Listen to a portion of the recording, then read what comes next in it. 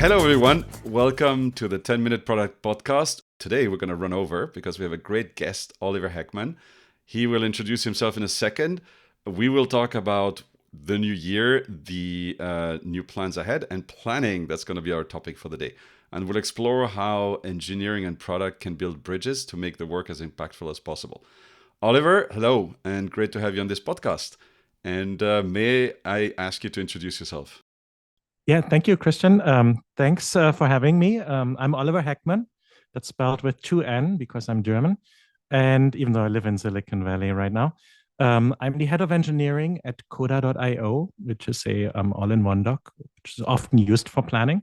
And before my time at Coda, many people know me because I've been at Google for 14 years, working on many different things, including Gmail, YouTube.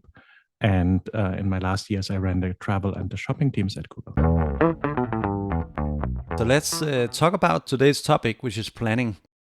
And as a longtime fan and user of Coda, I've always been very impressed by the pace with which you ship new features at Coda. And most recently, the rollout of the ambiguous new AI features across your application. So, with your experience from there, and in your opinion, what is the most important part of planning? Yeah, thanks, Jonas, for the kind words. We're very proud of our feature velocity.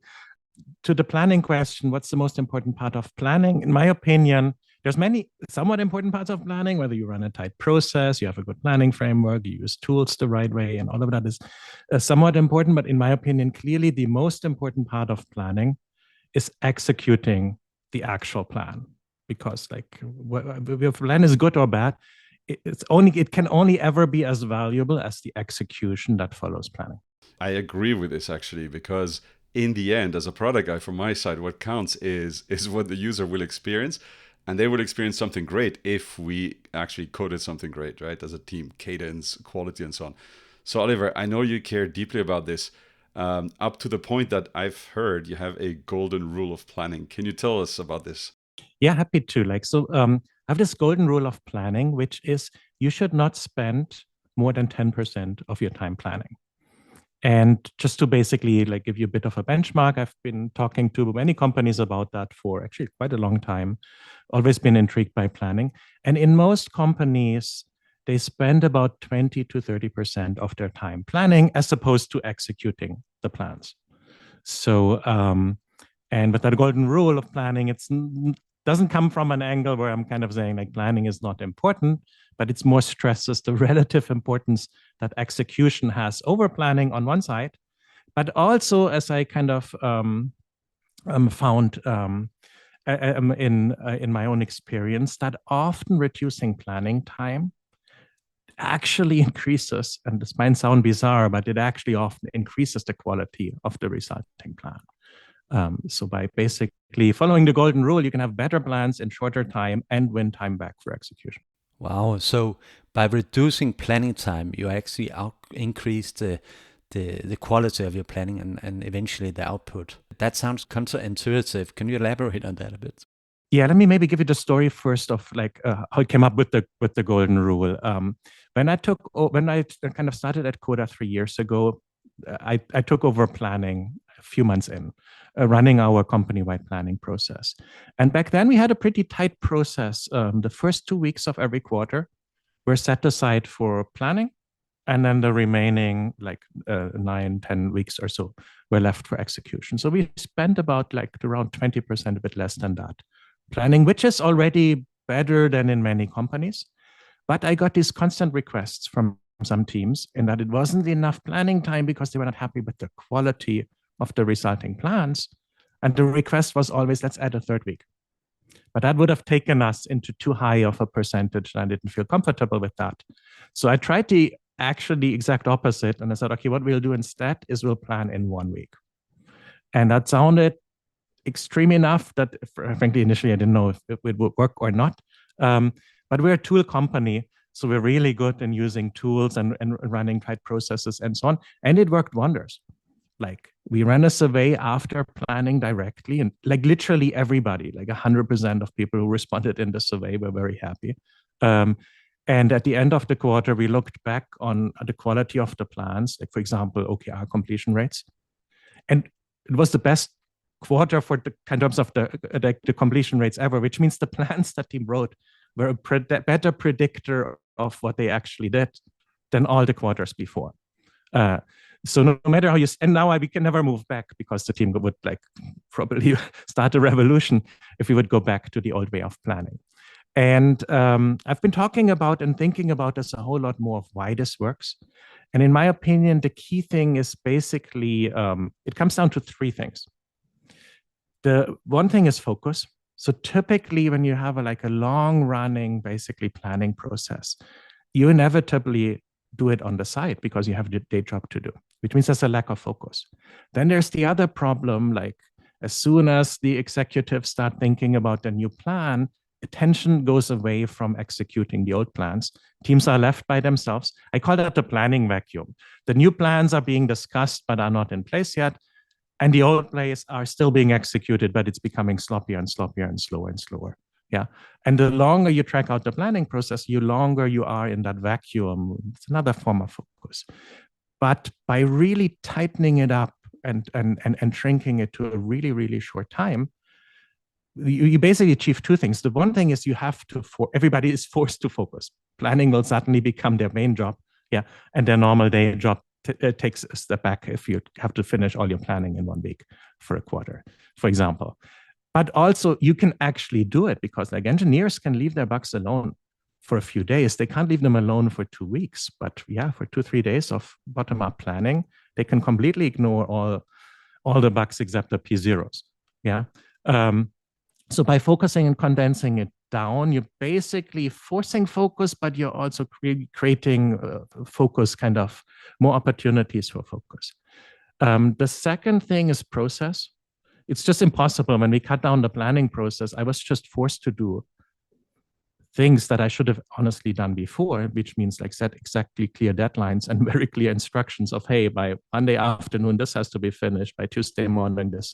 I should have done this before when we had more time, but it wasn't really forced on me, so I hadn't done that. Yeah.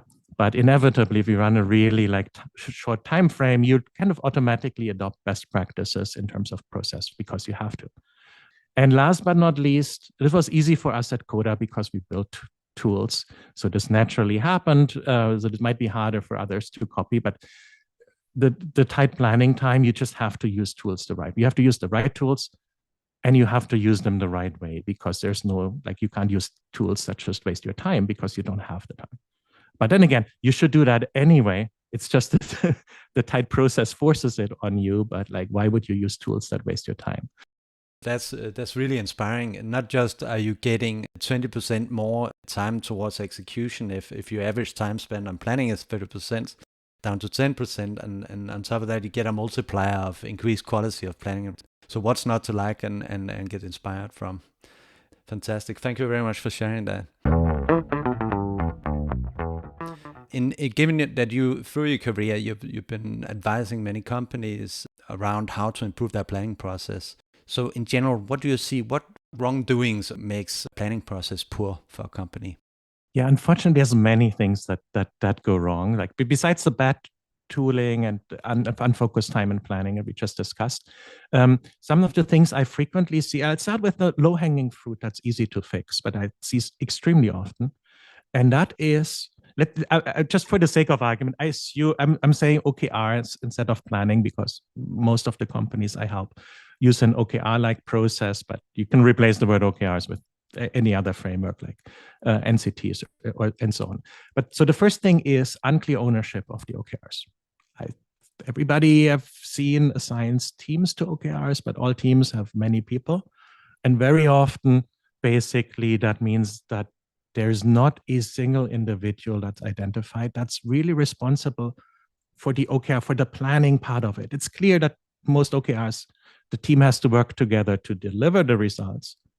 But who's the single person responsible for keeping the OKR in the plan updated, to escalate it when it's stuck, to whatever, mark progress, to make sure there's notes taken, and all of that. Yeah. By basically relying on 10 people to do it, you basically have nobody doing it. So simple thing is have an additional column in whatever how you're writing your OKRs. And you can only put in one name. Yeah, but that's the person that keeps the plan up to date and escalates as needed. And if you want to stretch that, you could also have a sponsor in larger companies where you might need more executive attentions and you have more layers of hierarchy. It can be helpful to have someone higher up be the sponsor of an OKR, which means they need to have context.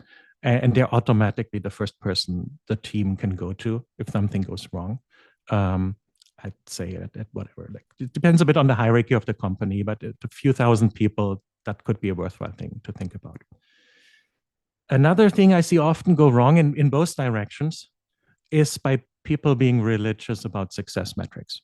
That's not surprising, frankly, especially people coming from Google like us can be sometimes kind of be overemphasizing how exactly everything has to be measured in a success metric, because Google was really, really good at that, but also had a lot of infrastructure and, way more importantly, a lot of traffic to measure basically anything scientifically in very short time. That's like when you're then in a small startup that has like a tiny fraction of that, you suddenly realize, well, I'd have to run an experiment for 5 years to get statistically, I'm exaggerating, statistically significant results here. So you suddenly have to basically think very differently on how you approach success metrics. But that's not a carte blanche to completely ignore them. They are important. It's just you have to take a measured approach. And maybe the last, just to raise one more thing that I often see go wrong, and that is different functions planning separately. And that's in particular harmful if it's product and engineering or product engineering and design. Yeah, not planning together, but running separate processes and sometimes even separate processes in separate tools. And therefore they're not aligned, or if they're be aligned at one point in time, and then one day later they start drifting apart. I was just going to jump in because first to just pick up your point, Oliver, about traffic, it was quite funny. After Google, I did a startup and I thought, hey, let's do an A/B test. And I thought, okay, we're going to have 3 users on one side, 2 on the other.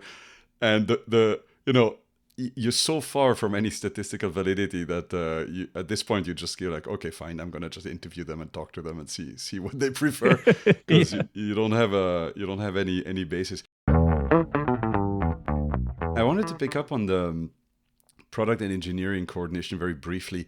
One of the things I like doing with teams is to put the product manager and the tech lead in charge, both of them together. Because if one fails, everyone fails. And the product manager and the tech lead are, in my opinion, the key people to launch something successfully. So this is one of my sort of tricks.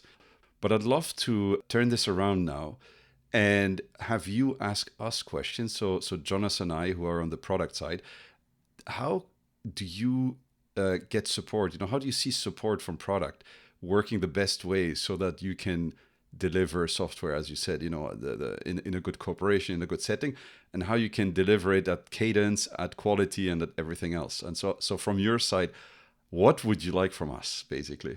Okay, let's first assume that we've done the basics already. Like our team structures are aligned. We have our tech leads and product managers. Like you said, I actually fully agree on that. That's a very, very important step. They know each other. They're kind of aligned. They're working on the same things. And we're writing our plan and we use the same tool and all of that. So my first thought always is basically having us align on very clear priorities for the coming planning period.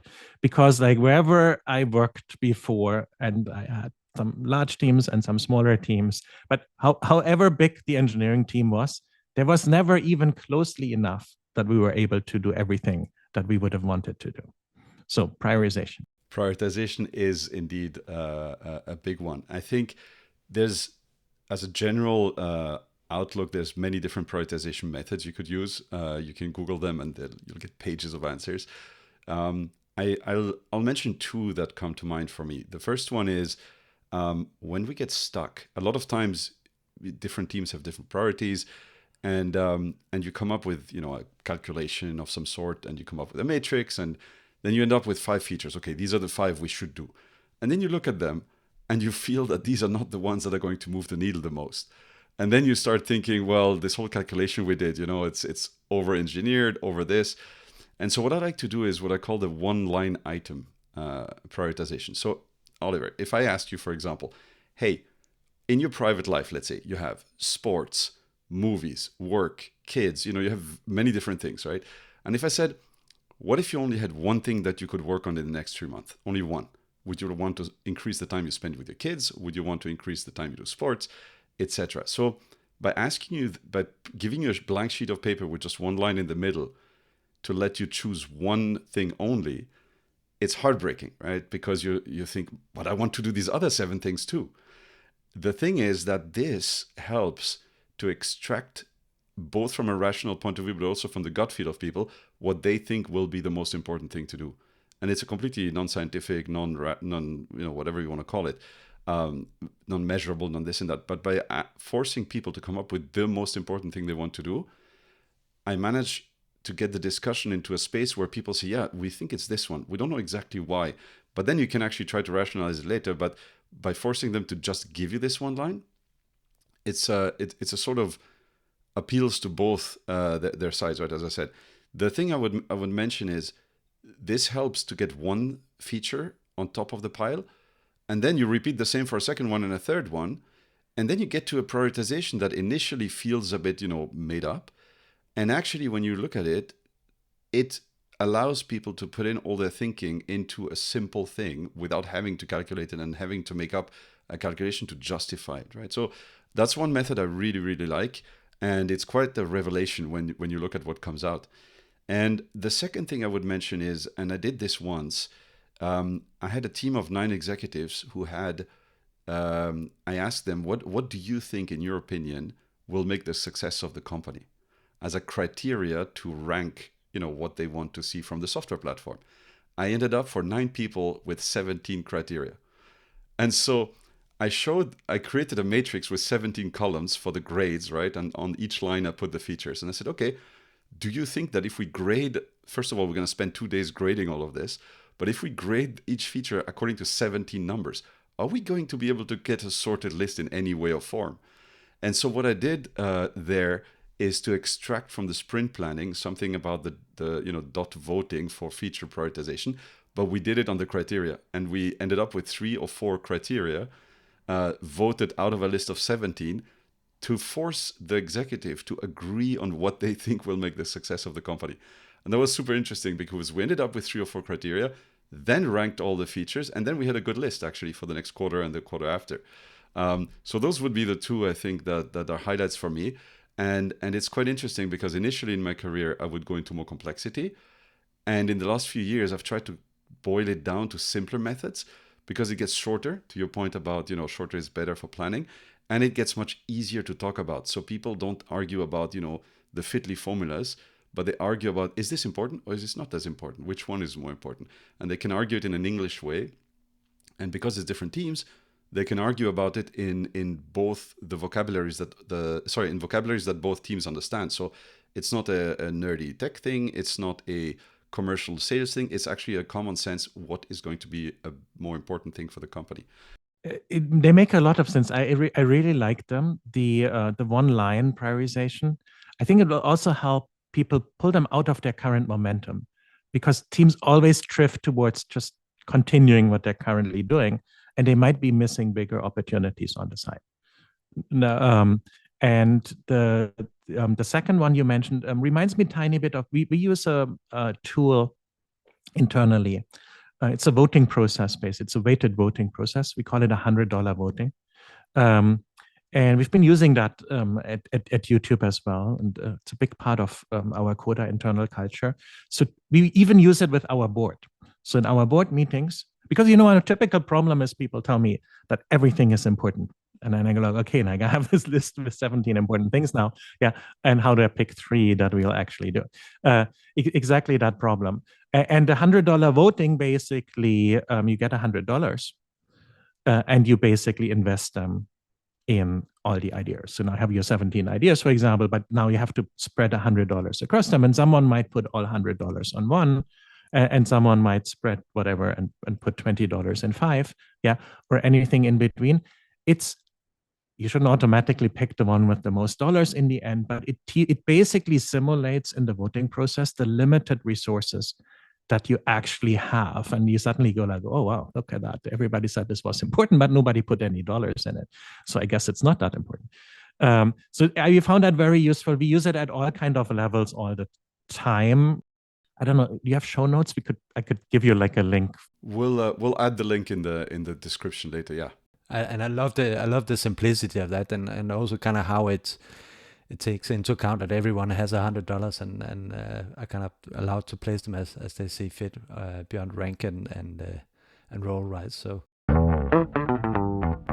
clear priorities, that's one thing. What else, Oliver, from your point of view, what should product and engineering do to make a smooth planning process? Yeah, I would get back to what we discussed at the beginning, and I think that's actually important to align on even as before we even start planning, is how we will actually drive effective execution. Because no matter what we write down in the plan, if we can't execute it effectively, we're just wasting everyone's time. So so how would we basically drive the best execution of these plans that we're now carefully crafting? As product people, once we've sort of put everything together, what can we do to support the developers? And I used to say, hey, if I can buy the pizzas for the team so they can actually keep working, I'll do it, right?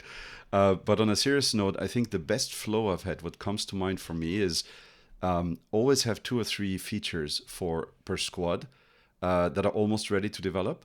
And on Thursdays, I used to do a cutoff, because I had these situations where people on Friday morning realized, oh, hey, we're missing one screen, or, oh, we're missing some assets.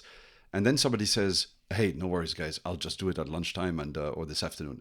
And then what happens is you build that screen and you realize, oh, actually, how does the screen render when the user doesn't have that option clicked yet? Or what happens here when they click that button? Do we have those error messages? Oh, wait, what are the error conditions?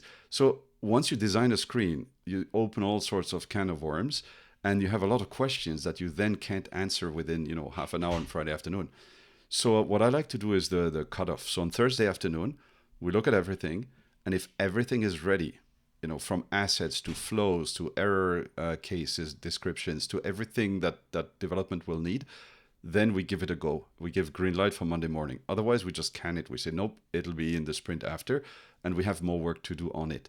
And by keeping 2 or 3 almost ready to be developed, generally one makes it and qualifies, and then you can actually fully utilize the team's time. Otherwise, you're going to have people on the beach automatically.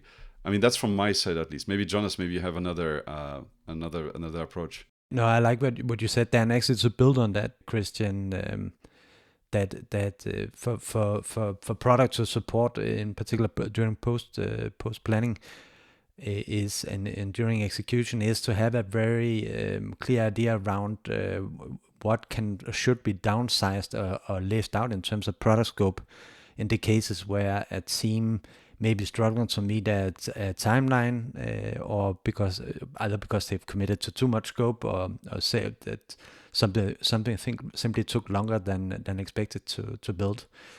So this on the fly in sprint prioritization, as a result of good discovery, keeps the velocity high on the teams and keeps them focused. And that's a key part that the product can play during the execution phase.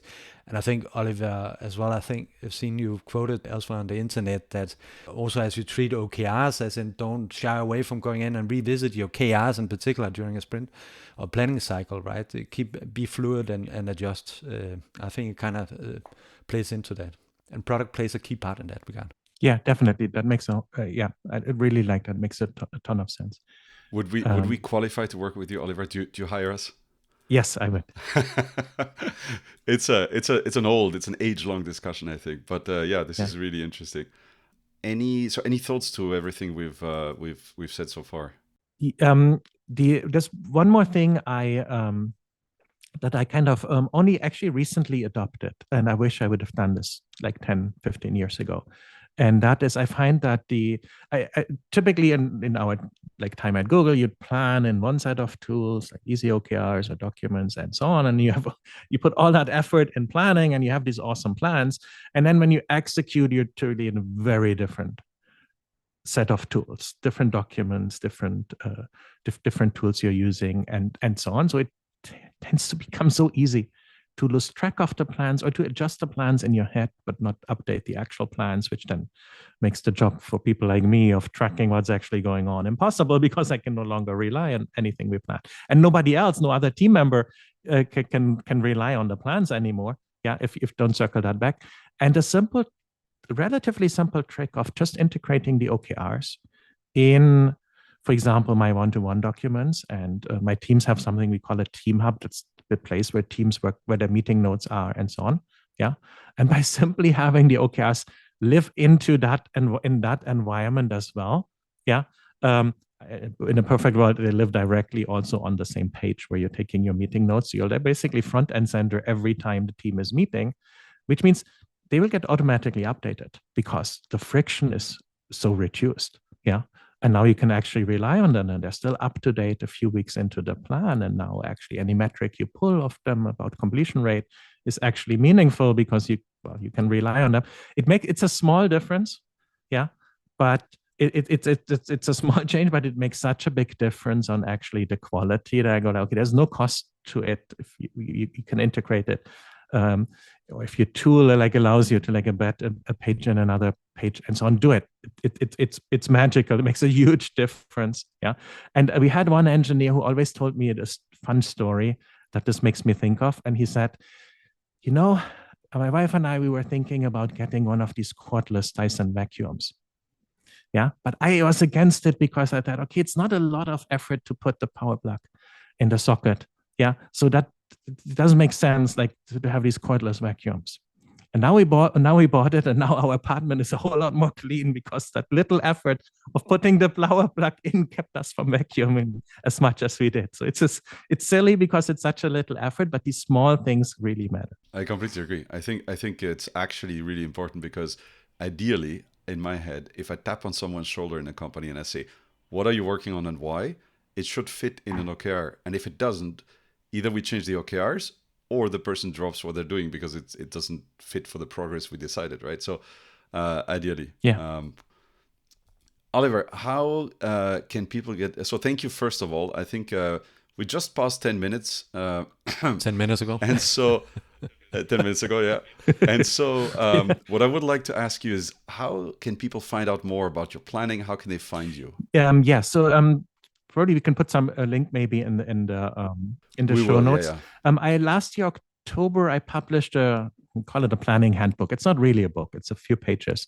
Yeah, with more sorts about planning frameworks and how to run good plans, and a lot more insight also on how to run a tighter planning process with a lot of other good tools and tricks and rituals on how to tighten up the planning process.